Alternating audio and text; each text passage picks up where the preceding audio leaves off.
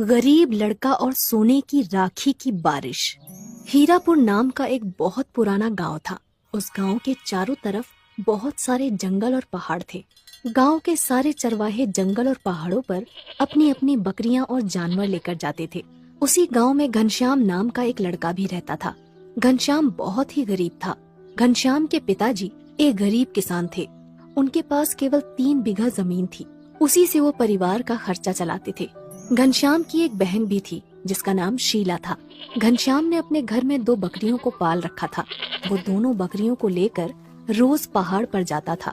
दोनों बकरियां दिन भर पहाड़ों पर घास और हरी हरी पत्तियां खाती थीं और घनश्याम पेड़ की छांव में बैठकर सोता रहता था। एक दिन घनश्याम पहाड़ के ऊपर बकरियां चरा रहा था। तभी अचानक जोर की बारिश होने लगती है। पहाड़ के ऊपर एक बहुत पुराना माता का मंदिर था जो खंडर हो चुका था। घनश्याम अपनी दोनों बकरियों को लेकर मंदिर में छुप जाता है और बारिश के रुकने का इंतजार करने लगता है। पर शाम हो जाती है लेकिन बारिश बंद नहीं होती। घनश्याम कहता है, हे भगवान, बारिश तो रुकने का नाम ही नहीं ले रही है। अब मैं क्या करूं? अगर पानी में भीग गया तो बीमार पड़ जाऊंगा और मेरे पास तो दूसरे कपड़े भी नहीं हैं। घनश्याम बहुत गरीब लड़का था। उसके पास केवल एक जोड़ी कपड़े थे।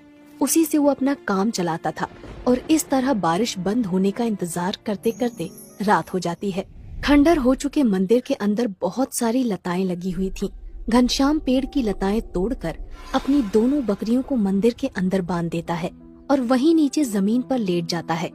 थोड़ी देर बाद घनश्याम को नींद आ जाती है और वो सो जाता है। रात में घनश्याम एक सपना देखता है। बारिश का महीना शुरू हो चुका था।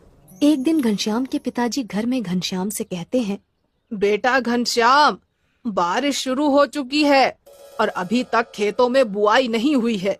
घर में कुछ पुराने बीज रखे हैं, तो मेरे साथ खेत पर चलो। हम दोनों मिलकर बुआई कर देंगे। लेकिन पिताजी, दोनों बकरियां सुबह से भूखी हैं और उन्हें लेकर जंगल में भी तो जाना है।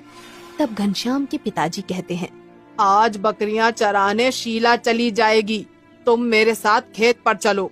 घनश्याम अपने पिताजी की बात मान लेता है और इसके बाद दोनों बाप बेटे बीज लेकर खेत की तरफ चल पड़ते हैं।